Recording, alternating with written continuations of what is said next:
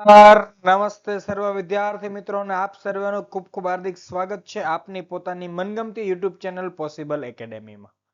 વિદ્યાર્થી મિત્રો, આજે આપણે જોવાના છીએ એનએમએમએસ પરીક્ષામાં સેટ ના વિજ્ઞાનની આઈએમપી પ્રશ્નોનો ભાગ નંબર 5.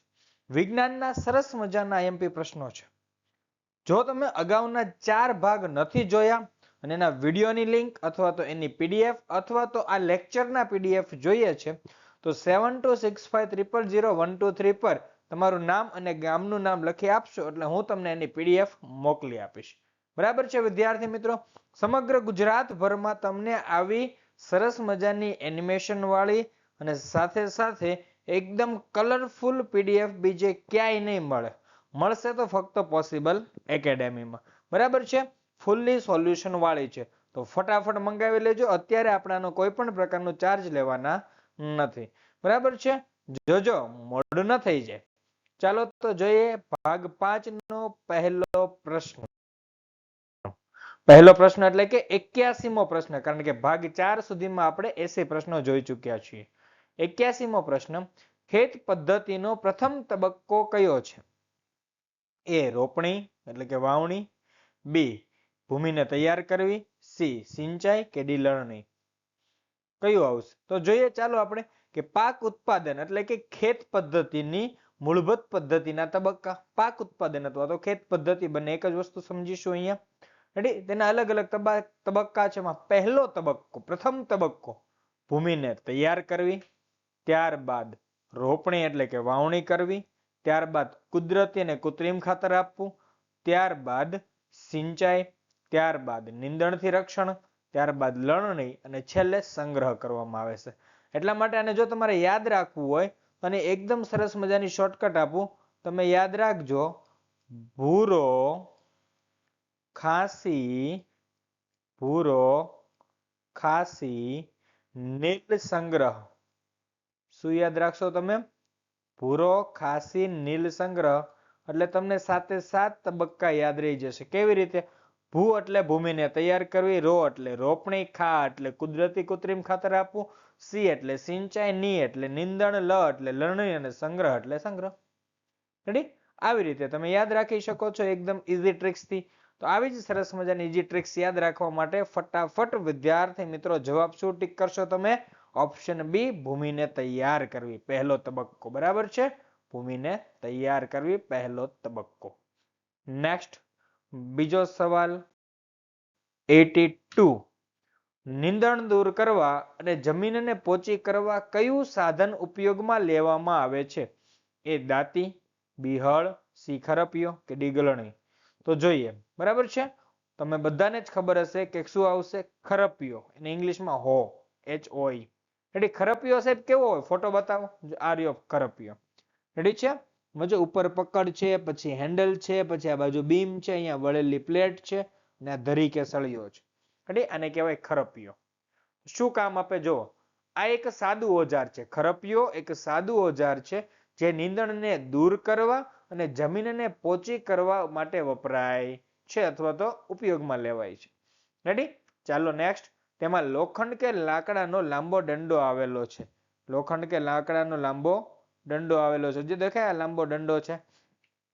તેના એક છેડે મજબૂત પહોળી અને લોખંડની વળેલી એક તકતી જોડાયેલ હોય છે જે બ્લેડની માફક કામ કરે છે. જો જોરદાર મજબૂત તકતી, વળેલી પ્લેટ લખ્યું ને તે. રેડી? નેક્સ્ટ. તેને પ્રાણીઓ દ્વારા ખેંચવામાં આવે છે. અને શેના દ્વારા ખેંચવામાં આવે? પ્રાણીઓ દ્વારા. બરાબર છે? એટલે આપણો જવાબ આવશે ઓપ્શન સી ખરપિયો. Next question number 83. નીચેના પૈકી કયો એક ફાયદો કુદરતી ખાતરનો નથી? એ તે જમીનની જળ ધારણ ક્ષમતામાં વધારો કરે છે. બી તે જમીનને છિદ્રાળુ બનાવે છે. સી જેનાથી વાયુ વિનિમયમાં સરળતા પ્રાપ્ત થાય છે. અને ડી તે ફાયદાકારક સૂક્ષ્મ જીવોમાં ઘટાડો કરે છે. જો ઓલ્યો વાંચો ને તોય આવડી જાય. ભાઈ કુદરતી ખાતર હોય તો જમીનની જળધારણ ક્ષમતા વધે. સાચી વાત છે. જમીન છિદ્રાળુ બને. સાચી વાત છે. વાયુ વિનિમયમાં સરળતા રહે. વાત સાચી છે. પણ એ કીધું કે ફાયદાકારક સૂક્ષ્મ જીવોમાં ઘટાડો કરે. ભાઈ ફાયદાકારક સૂક્ષ્મ જીવોમાં શું કરે? વધારો. કુદરતી ખાતર, બરાબર છે. અને એ કીધું છે કે કયો એક ફાયદો કુદરતી ખાતરનો નથી, તો બસ આ જ નથી, ઓપ્શન ડી નથી. રેડી? બસ જો આવું સમજવાનું હોય છે. સવાલે વાંચવાનું સમજવાનું, એ ખાતરનો નથી એવું આપેલું છે. નેક્સ્ટ 84મો સવાલ, કઈ પદ્ધતિ પાણીની અછતવાળા વિસ્તારોમાં એક વરદાન રૂપ છે? એ રહેટ, બી ફુવારા, સી ટપક, ડી ચેન પંપ. દરેકને ખબર હોય કે હોય સર ટપક પદ્ધતિ એટલે કે ડ્રીપ સિસ્ટમ. ટપક પદ્ધતિ એટલે કે ડ્રીપ સિસ્ટમ. ચાલો એના વિશે વધારે જાણી લઈએ. આ પદ્ધતિમાં પાણી ટીપે ટીપે સીધું જ છોડના મૂળની નજીક પડે છે, આથી તેને ટપક પદ્ધતિ કહે છે. છોડના મૂળની સીધું નજીક જ પડે. રેડી? ચાલો નેક્સ્ટ, ફળાવ વનસ્પતિઓ, બગીચા તેમજ વૃક્ષોને પાણી આપવાની તે સર્વોત્તમ પદ્ધતિ છે. આ સવાલ પણ પૂછાઈ શકે કે કઈ પદ્ધતિ ફળાવ વનસ્પતિઓ, બગીચા તેમજ વૃક્ષોને પાણી આપવાની સર્વોત્તમ પદ્ધતિ છે? તો ટપક સિંચાઈ પદ્ધતિ. નેક્સ્ટ, આ પદ્ધતિમાં પાણીનો બિલકુલ વ્યય થતો નથી. વ્યય થતો નથી મતલબ બગાડ થતો નથી, બગડતું નથી, ખોટું વહી જતું નથી.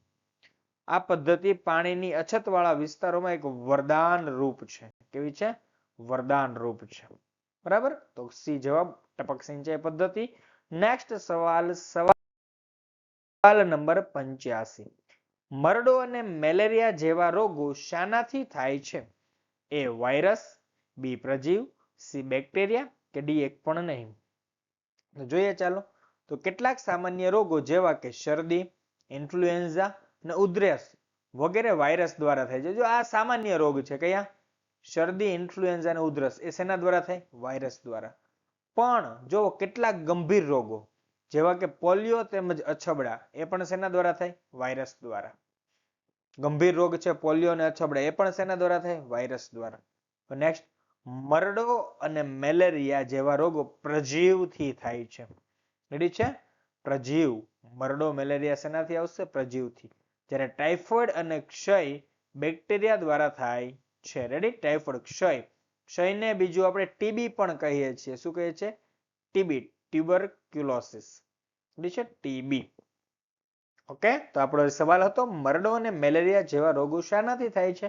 તો ઓપ્શન બી પ્રજીવથી થાય છે. ઓકે, નેક્સ્ટ સવાલ નંબર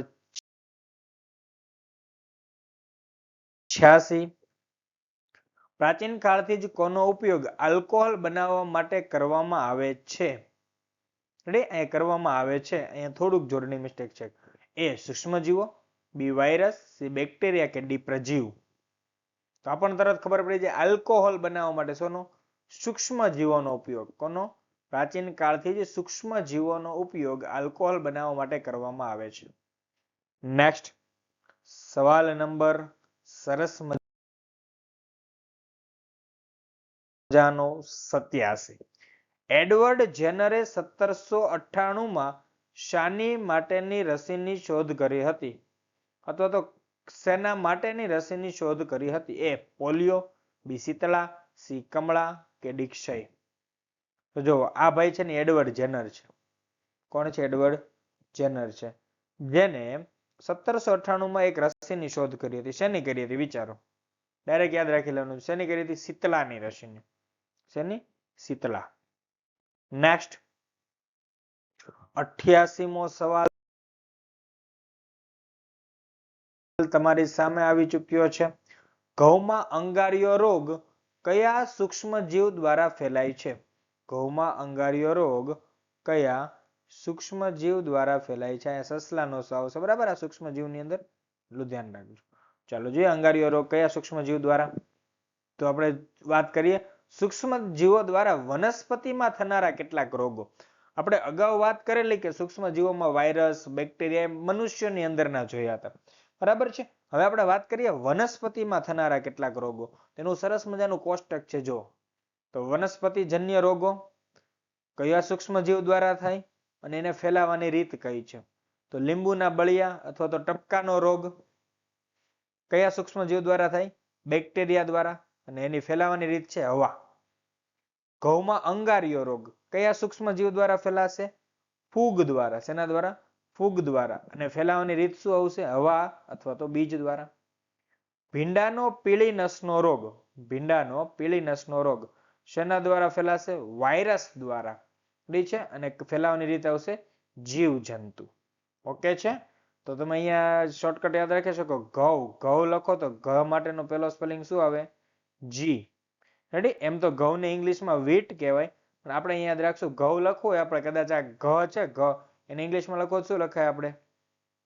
સર GHA લખીએ છીએ, બસ તેનો જી અને ફૂગનો એફ. બરાબર છે? એટલે યાદ રાખવાનું GF. ઓકે, આ GF એટલે ગુડ ફ્રેન્ડ નથી, ઘઉંનો અંગારિયો રોગ ફૂગ દ્વારા. રેડી? બસ જો આવું યાદ રાખી લેવાનું. અમુક અમુક વસ્તુ છે ને એ આપણે જીવનમાં કરવાની ન હોય પણ તેને યાદ રાખવાની હોય. રેડી? ઓપ્શન બી ફૂગ દ્વારા. નેક્સ્ટ, સરસ મજાનો સવાલ નંબર 89. કયા કુદરતી સંસાધનો કુદરતમાં અમર્યાદિત જથ્થામાં રહેલા હોય છે અને માનવ પ્રવૃત્તિઓ દ્વારા તે ખૂટી જાય તેમ નથી? બોલો, વિચારો. કયું છે એવું? એ પુનઃપ્રાપ્ય, બી પુનઃપ્રાપ્ય, સી એ અને બી બંને, કે ડી એક પણ નહીં? તો જોઈએ, બધા જ સંસાધનોની કુદરતમાં પ્રાપ્યતાને ધ્યાનમાં રાખીને કુદરતી સંસાધનોને મુખ્યત્વે બે જૂથમાં વહેંચી શકાય. એ પુનઃપ્રાપ્ય કુદરતી સંસાધનો, પહેલું કુદરત પુનઃપ્રાપ્ય. તો એટલે શું પુનઃપ્રાપ્ય એટલે શું? તો આ સંસાધનો કુદરતમાં અમર્યાદિત જથ્થામાં રહેલા હોય છે અને માનવ પ્રવૃત્તિઓ દ્વારા તે ખૂટી જાય તેમ નથી. દાખલા તરીકે સૂર્યપ્રકાશ ને હવા. રેડી? તો વાત કરીએ બે પુનઃ અપ્રાપ્ય કુદરતી સંસાધનો. આવા સંસાધનોનું પ્રમાણ કુદરતમાં મર્યાદિત હોય છે, તેઓ માનવ પ્રવૃત્તિ દ્વારા ખૂટી જઈ શકે તેમ છે. રેડી? એટલે આવા સંસાધનોના ઉદાહરણમાં જંગલો, વન્યજીવો, ખનિજો, કોલસો, પેટ્રોલિયમ, કુદરતી વાયુ વગેરેનો સમાવેશ થાય છે. તો જો આપણને સવાલ શું પૂછ્યો, તો કયા કુદરતી સંસાધનો કુદરતમાં અમર્યાદિત જથ્થામાં? તો અમર્યાદિત જથ્થામાં કોણ છે? પુનઃ પ્રાપ્ય કુદરતી સંસાધનો. મતલબ કે સૂર્યપ્રકાશ તમે ગમે તેટલો વાપરશે તો પણ તમને મળી રહેશે, હવા તમે ગમે એટલી વાપરશો તમને મળી રહેશે. પણ જો જંગલોનો તમે એક વખત નાશ શરૂ કર્યો, વિનાશ શરૂ કરો છો, તો પછી તમને ભવિષ્યમાં ક્યારે મળી શકે તેનું નક્કી નથી કોઈ. ઠીક છે? વન્યજીવો છે એમાં પણ, ખનિજોમાં, કોલસામાં, પેટ્રોલિયમ, કુદરતી વાયુ, બધા જ માં એવું છે. બરાબર છે? તો ચાલો જોઈએ નેક્સ્ટ સરસ મજાનો સવાલ. સવાલ નંબર 90.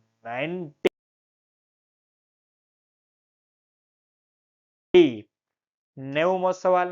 મને ઓળખો, કાળું, ઘટ તથા અણગમતી વાસવાળું પ્રવાહી છું. આ એમ કે છે કે મને ઓળખી બતાવો. ચાલો, હું કાળું, ઘટ તથા અણગમતી વાસવાળું પ્રવાહી છું. શું આવશે? પેટ્રોલ, કોલસો, કોલગેસ કે કોલટાર? તો દરેકને ખબર પડી ગઈ છે શું આવશે સર? કોલટાર. શું આવશે? કોલટાર.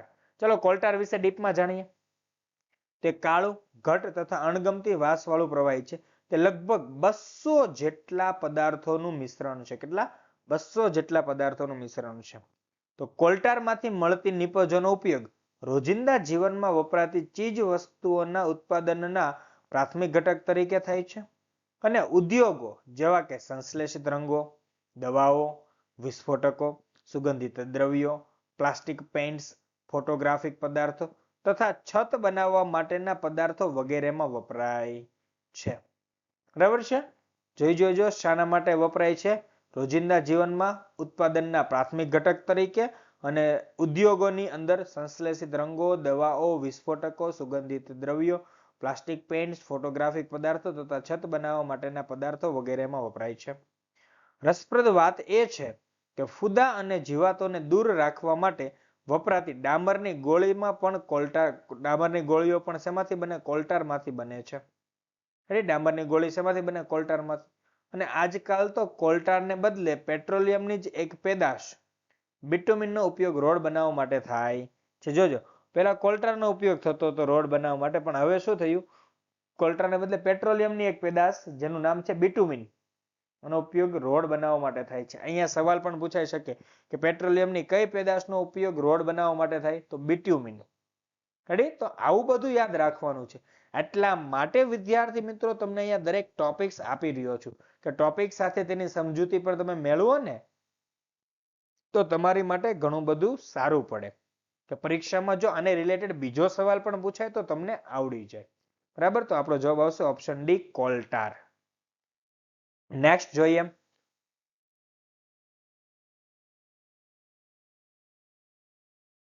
સવાલ નંબર 91.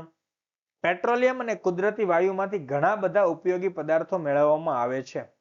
તેને શું કહે છે? એ પેટ્રોલિયમ, બી પેટ્રોકેમિકલ્સ, સી કોક કે ડી કુદરતી વાયુ.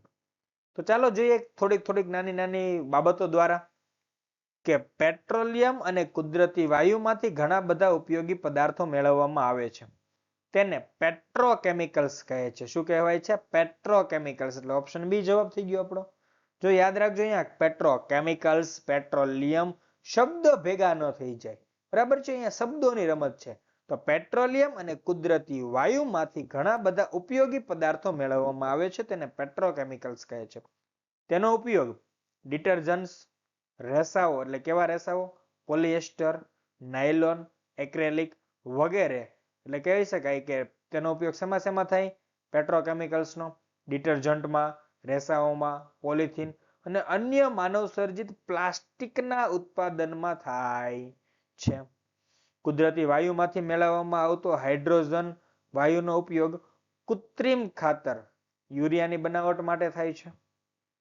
પેટ્રોલિયમના બહોળા વ્યાપારિક મહત્વને લીધે તેને કાળું સોનું કહે છે. જોજો, કોને? પેટ્રોલિયમને. પેટ્રોલિયમને શું કહેવાય છે? બ્લેક ગોલ્ડ, કાળું સોનું. એ છે આગલી વખતે આપણે આ સવાલ આપેલો કે કોને કાળું સોનું કહેવામાં આવે છે? તો પેટ્રોલિયમ. ત્યાં પેટ્રોકેમિકલ શબ્દ નહીં આવે, પણ પેટ્રોલિયમ અને કુદરતી વાયુમાંથી ઘણા બધા ઉપયોગી પદાર્થો મેળવવામાં આવે છે, તેને શું કહેવાય? પેટ્રોકેમિકલ્સ. એટલે ખાસ યાદ રાખજો, સવાલ શું પૂછાય છે, કેવી રીતે પૂછાય છે, એ ખૂબ ઉપયોગી છે. રેડી છે? તો આપણો જવાબ આવશે option B petrochemicals. Next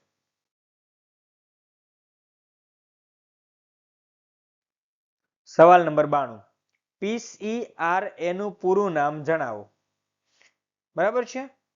the petroleum coverage and research association. Option B the petrol conservation and research association. Option see the petroleum conservation and resource association. Option D the petroleum conservation and research association. તો અહીં આપણો સાચો જવાબ તમને હમણાં જ ખબર પડી જશે. જો ભારતની the petroleum conservation and research association PCRA સંસ્થા શું કામ કરે છે? લોકોએ વાહન ચલાવતા સમયે પેટ્રોલ, ડીઝલની બચત કઈ રીતે કરવી જોઈએ તેની સલાહ આપે છે, જે નીચે મુજબ છે. રેડી છે? કેવી છે? નીચે મુજબ. જો PCRA નું પૂરું નામ શું એવું? The petroleum. એટલે ધ પેટ્રોલિયમ ક્યાં છે સર? ઓપ્શન એ, સી અને ડી માં. ઓકે, આગળ શું છે? કન્ઝર્વેશન. તો કન્ઝર્વેશન ક્યાં છે? સી અને ડી ની અંદર. બી માં છે, પણ બી તો પહેલેથી આપણો નીકળી ગયેલો છે, તો સી અને ડી માં. કન્ઝર્વેશન એન્ડ રિસર્ચ, તો રિસર્ચ ક્યાં છે? ઓપ્શન ડી માં. તો આપણો સાચો જવાબ શું થશે? Option D. તો PCRA નું પૂરું નામ શું થાય? The petroleum conservation and research association, PCRA. લોકોએ વાહન ચલાવતા સમયે પેટ્રોલ, ડીઝલની બચત કઈ રીતે કરવી જોઈએ તેની સલાહ આપે છે. આવો સવાલ પણ પૂછાઈ શકે કે વાહન ચલાવતા સમયે પેટ્રોલ અને ડીઝલની બચત કઈ રીતે કરી શકાય, એવું કઈ સંસ્થા જણાવે છે? પેટ્રોલ ડીઝલની બચત માટે કઈ સંસ્થા અવેરનેસ ફેલાવે છે, જાગૃતિ ફેલાવે છે? આવો સવાલ આવી શકે છે. બને ત્યાં સુધી એકધારી અને મધ્યમ ગતિથી વાહન ચલાવો, પહેલો મુદ્દો. બીજો, ટ્રાફિક સિગ્નલ પાસે અથવા તમારે જ્યાં રાહ જોવાની હોય ત્યાં એન્જિન બંધ કરી દો. ત્રીજો મુદ્દો, વાહનોના પૈડામાં યોગ્ય દબાણની ખાતરી કરો. ચોથો મુદ્દો, વાહનની નિયમિત જાળવણી રાખો. આ 4 મુદ્દાઓ એ લોકો સમજાવે છે. રેડી? આપણો જવાબ આવશે ઓપ્શન ડી, PCRA. મેં અહીંયા PCRA ની માહિતી આપી દીધી. પરીક્ષામાં એવું પૂછાઈ શકે કે નીચેના પૈકી કયું વિધાન PCRA સાથે સંલગ્ન નથી અથવા તો સંલગ્ન છે? બરાબર છે? જણાવો. તો આ 4 મુદ્દામાંથી પણ કંઈ પણ આવી શકે છે. યાદ રાખવાનું કે એકધારીને મધ્યમ ગતિથી વાહન ચલાવવાનું, સિગ્નલ પાસે રાહ અથવા તો રાહ જોવાની ત્યાં એન્જિન બંધ કરી દેવાનું, પૈડામાં યોગ્ય દબાણની ખાતરી રાખવાની, એટલે કે ટાયરમાં હવા જોઈ લેવાની, ચેક કરી રાખવાની, વાહનની નિયમિત જાળવણી રાખવાની. બરાબર છે? ચલો નેક્સ્ટ.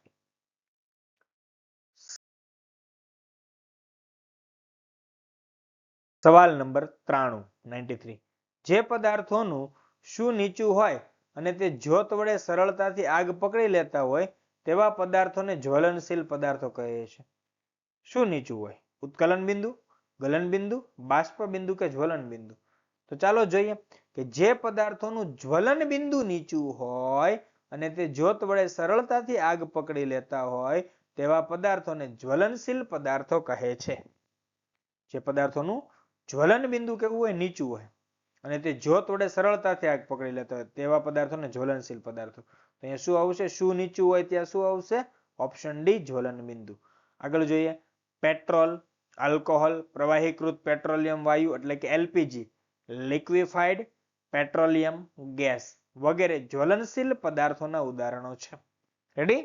તો જ્વલનશીલ પદાર્થોના ઉદાહરણ નીચેના પૈકી કયા છે? આવા સવાલો પણ આવી શકે. પેટ્રોલ, આલ્કોહોલ, પ્રવાહીકૃત પેટ્રોલિયમ વાયુ એટલે કે એલપીજી. બરાબર? નેક્સ્ટ,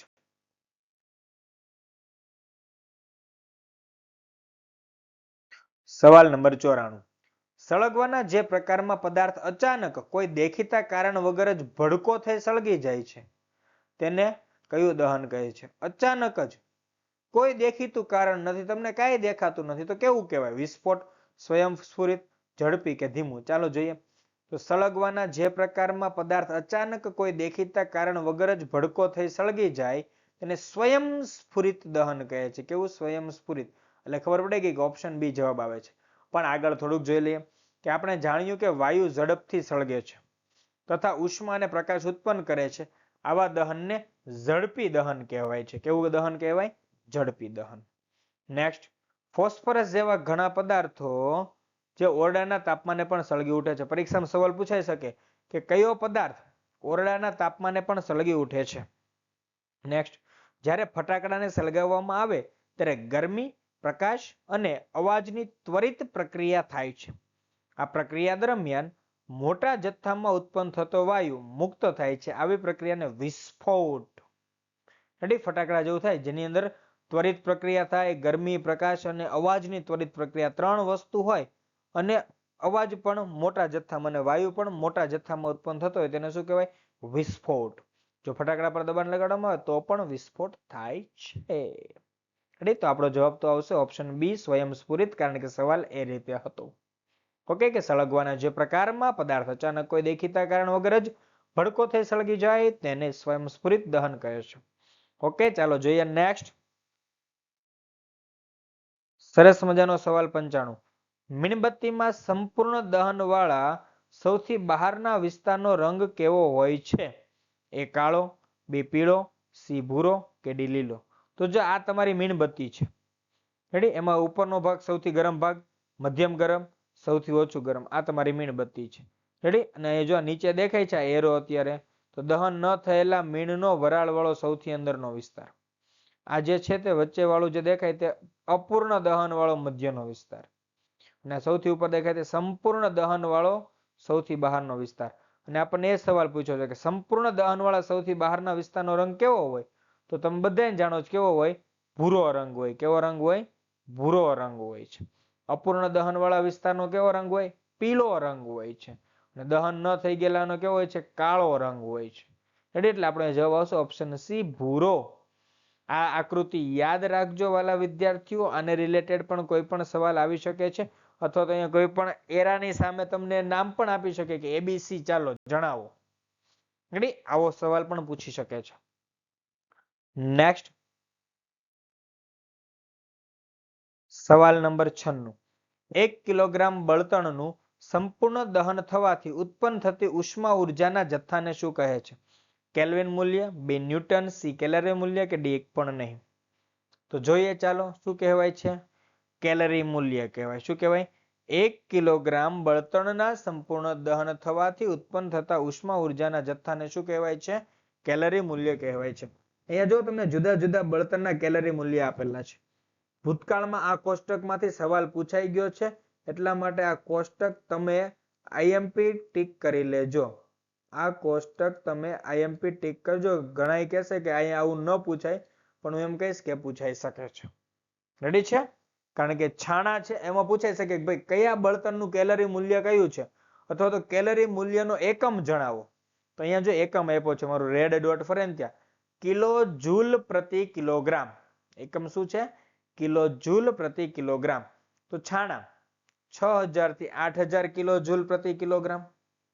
લાકડું 17000 થી 22000 કિલો જૂલ પ્રતિ કિલોગ્રામ કેલરી મૂલ્ય. કોલસાનું દહન થાય તો કેટલું કેલરી મૂલ્ય મળશે? 25000 થી 33000 જેટલું મળશે. જ્યારે પેટ્રોલ, કેરોસીન, ડીઝલ આ ત્રણેયનું દહન થશે અથવા તો ત્રણેયના દહનથી આ બળતણનું કેલરી મૂલ્ય કેટલું મળે? 45000 કેલરી મૂલ્ય. બરાબર, કિલો જૂલ પ્રતિ કિલોગ્રામ. 45000 કિલો જૂલ પ્રતિ કિલોગ્રામ. ત્યારબાદ મિથેન અને સીએનજી જેની અંદર કેટલું મળશે? 50000 કિલો જૂલ પ્રતિ કિલોગ્રામ. એલપીજી 55000 કિલો જૂલ પ્રતિ કિલોગ્રામ. બાયોગેસ 35000 થી 40000 જેટલું કિલો જૂલ પ્રતિ કિલોગ્રામ. જ્યારે હાઇડ્રોજન કેટલું છે? 1,50,000. દેખાય ને અહીંયા 4 મીંડા છે. રેડી? 1,50,000 કિલો જૂલ પ્રતિ કિલોગ્રામ. તો આ પણ તમારે ખાસ યાદ રાખવું પડશે. રેડી છે? ચાલો તો જોઈએ નેક્સ્ટ 97મો સવાલ. મને ઓળખો, હું એવો વિસ્તાર છું જ્યાં પ્રાણીઓ તેમજ તેમના નિવાસ કોઈ પણ પ્રકારની ખલેલથી સુરક્ષિત હોય છે. એ પશુ પ્રાણી ઉદ્યાન, બી જીવાવરણ ક્ષેત્ર, જીવાવરણ આરક્ષિત ક્ષેત્ર, સી રાષ્ટ્રીય ઉદ્યાન કે ડી વન્યજીવ અભયારણ્ય. તો જોઈએ ચાલો. આપણી વનસ્પતિ સૃષ્ટિ અને પ્રાણી સૃષ્ટિ તથા તેમના નિવાસ સ્થાનોના સંરક્ષણ માટે તેમને સુરક્ષિત ક્ષેત્રો જાહેર કરવામાં આવેલ છે. જેને શું કહેવાય છે? અભયારણ્યો, રાષ્ટ્રીય ઉદ્યાનો અને જીવાવરણ આરક્ષિત વિસ્તાર કહે છે. ત્યાં વૃક્ષારોપણ, ખેતી, ચરવું, વૃક્ષોની કાપણી, શિકાર અને ચામડું પ્રાપ્ત કરવા માટે શિકાર પર પ્રતિબંધ હોય છે. બરાબર છે? તો આપણે થોડુંક હજી ડીપમાં જોઈએ કે વન્યજીવ અભયારણ્ય કોને કહેવાય? કે એવા વિસ્તારો જ્યાં પ્રાણીઓ તેમજ તેમના નિવાસ કોઈ પણ પ્રકારના ખલેલથી એકદમ સુરક્ષિત હોય છે. ત્યારબાદ રાષ્ટ્રીય ઉદ્યાન વન્ય પ્રાણીઓ માટે આરક્ષિત ક્ષેત્ર જ્યાં તે સ્વતંત્ર રૂપે નિવાસ તેમજ પ્રાકૃતિક સંસાધનોનો ઉપયોગ કરી શકે. નેક્સ્ટ જીવાવરણ આરક્ષિત વિસ્તાર વન્ય સજીવો, વનસ્પતિઓ તેમજ પ્રાણીઓ અને તે વિસ્તારમાં રહેતા આદિવાસીઓની પારંપરિક જીવનશૈલીના સંરક્ષણ માટે વિશાળ સુરક્ષિત વિસ્તાર. રેડી છે? જ્યાં ત્રણેયની અંદર ડિફરન્ટ છે. અહીંયા શું કીધું? કે પ્રાણીઓ તેમજ તેમના નિવાસ કોઈ પણ પ્રકારના ખલેલથી સુરક્ષિત હોય છે. રાષ્ટ્રીય ઉદ્યાનમાં વન્ય પ્રાણી માટે આરક્ષિત ક્ષેત્ર જ્યાં તે સ્વતંત્ર રૂપે નિવાસ તેમજ પ્રાકૃતિક સંસાધનોનો ઉપયોગ કરી શકે છે. જ્યારે જીવાવરણની અંદર શું છે? વન્ય સજીવો, વનસ્પતિઓ તેમજ પ્રાણીઓ અને તે વિસ્તારમાં રહેતા આદિવાસીઓની પારંપરિક જીવનશૈલીના સંરક્ષણ માટે વિશાળ સુરક્ષિત વિસ્તાર. જીવાવરણની અંદર આરક્ષિતમાં અંદર માણસો રહી શકે, પણ કેવા? જે તે ત્યાંના સ્થાનિક લોકો, આદિવાસી લોકો હોય તે લોકો ત્યાં રહી શકે છે. પછી જે તે વિસ્તારની અંદર જેવા લોકો રહેતા હોય, બરાબર છે, એ પ્રમાણે રહી શકે છે. એવું જરૂરી નથી કે અમે જે વાત કરી એ રીતની જોવાય. આમાં એવું પણ એટલે કીધું કે મોટા ભાગે અહીંયા શું શબ્દ આપણે લખેલો છે બુકની અંદર કે આદિવાસીઓની પારંપરિક જીવનશૈલીના સંરક્ષણ માટે. કારણ કે વાત કરીએ કે પૃથ્વી પર, સમગ્ર પૃથ્વી પર સૌથી જૂની કોઈ પ્રજાતિ હોય તે આદિવાસી. આદિ એટલે જૂના અને વાસી એટલે વસનારા. સૌથી જૂના વસનારા લોકો. એની જે પારંપરિક જીવનશૈલી છે એનું સંરક્ષણ થવું જોઈએ. એ બદલાઈ ન જવું જોઈએ. એની જે રીત રિવાજ છે, એના જે કઈ ચાલ ચલન છે, એ લોકોની જે કઈ સિસ્ટમ કહેવાય, મેથડ કહેવાય કે મોડર્ન જમાનાની અંદર આપણે સિસ્ટમ ને મેથડ શબ્દ વાપરીએ છીએ. એ લોકોની રહેણી કરણી, ખાવા પીવાની જીવનશૈલી એ બદલાવું ન જોઈએ. એનું સંરક્ષણ થવું જોઈએ, જતન થવું જોઈએ. બરાબર છે? તો એ ધ્યાન રાખવાનું છે. કે આપણો અહીંયા સાચો જવાબ શું આવશે? વન્યજીવ અભયારણ્ય. કારણ કે એવો વિસ્તાર જ્યાં પ્રાણીઓ તેમજ તેમના નિવાસ કોઈ પણ પ્રકારના ખલેલથી સુરક્ષિત હોય છે. નેક્સ્ટ સવાલ નંબર 98. એવા પ્રાણીઓ કે જેની સંખ્યા એક નિર્ધારિત સીમાથી ઓછી થઈ જાય છે અને તે લુપ્ત થઈ શકે છે તેવા પ્રાણીઓને કેવા પ્રાણીઓ કહે છે? વિરલ, એકલ, નાશપ્રાય કે સંકટ? તો બધાને આવડે. શું કહેવાય સર? નાશપ્રાય. રેડી છે? કે જેની સંખ્યા અમુક નિર્ધારિત સીમાથી ઓછી થઈ જાય અથવા તો લુપ્ત થઈ શકે તેમ હોય તો તેને કહેવાય નાશપ્રાય. નેક્સ્ટ 99મો સવાલ. 1 ટન કાગળ પ્રાપ્ત કરવા માટે કેટલા પૂર્ણ વિકસિત વૃક્ષોને કાપવામાં આવે છે? એ 17, બી 23, સી 21 કે ડી 11? તો જોઈએ કે 1 ટન કાગળ પ્રાપ્ત કરવા માટે 17 પૂર્ણ વિકસિત વૃક્ષોને કાપવામાં આવે છે. આથી આપણે કાગળની બચત કરવી જોઈએ. રેડી? કેટલા વૃક્ષ? 17. નેક્સ્ટ, ઉપયોગ માટે કાગળને 5 થી 7 વખત પુનઃ ચક્રણ કરી શકાય છે. રેડી? કેટલી વખત? 5 થી 7 વખત. જો કોઈ વિદ્યાર્થી એક દિવસમાં માત્ર એક જ કાગળની બચત કરે તો આપણે એક વર્ષમાં અનેક વૃક્ષોને બચાવી શકીએ છીએ. રેડી? એક વર્ષમાં અનેક વૃક્ષો બચાવી શકે. આપણે કાગળનો બચાવ કરવો જોઈએ, તેનો પુનઃ ઉપયોગ તેમજ રિસાયકલ કરવું જોઈએ. તેની મદદથી આપણે માત્ર વૃક્ષોને જ નહીં પરંતુ કાગળ ઉત્પાદનના ઉપયોગમાં લેવાતા પાણી તેમજ ઉર્જાની બચત પણ કરીશું. જો અહીંયાથી સવાલ પૂછાઈ શકે, જો આપણે કાગળનો બચાવ કરીએ તો તેનાથી આપણે ફક્ત વૃક્ષોને નહીં બીજા શાને બચાવી શકાય? તો પાણી અને ઉર્જાને. છે ને? પાણી અને ઉર્જાને પણ બચત કરી શકાય છે. એટલે એટલા માટે હું તમને કહું છું કે અહીંયાથી તમને લીટીમાંથી કેવી રીતે અલગ સવાલ પૂછાઈ શકે ને એ પણ વિચારવું જ રહ્યું. એટલે છે, મેં આગલી વખતે આ સવાલ આપેલો ત્યારે એક્સપ્લેનેશન નહોતું, કારણ કે અહીંયા એક્સપ્લેનેશન આપણે આપવાનું હતું. બરાબર છે? ચાલો જોઈએ. ઉપરાંત કાગળ ઉત્પાદનના ઉપયોગમાં લેવાતા હાનિકારક રસાયણોની માત્રામાં પણ ઘટાડો થશે. એટલે એ પણ એક વસ્તુ છે કે હાનિકારક રસાયણોના ઉપયોગમાં પણ ઘટાડો થાય. બરાબર છે? તો અહીંયા જવાબ શું આવશે આપણો? 17. 1 ટન કાગળ પ્રાપ્ત કરવા માટે 17 પૂર્ણ વિકસિત વૃક્ષોને કાપવામાં આવે છે. ઇમ્પોર્ટન્ટ એવો 100મો સવાલ.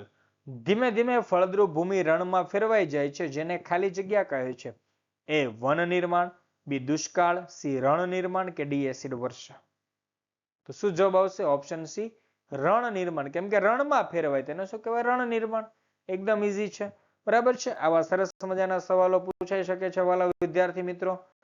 તો જોઈએ આપણે નેક્સ્ટ. અહીંયા આપણા સવાલો પૂરા થાય છે. આભાર. આપણા ભાગ 5 સુધી પૂર્ણ થયું છે. જો મારા વિડીયો ગમ્યા હોય તો ફટાફટ પહેલા તો ચેનલ સબસ્ક્રાઇબ કરો, બેલ આઇકન દબાવો, વિડીયોને લાઈક કરો, તમારા દોસ્તો મિત્રો સુધી મેક્સિમમ શેર કરો.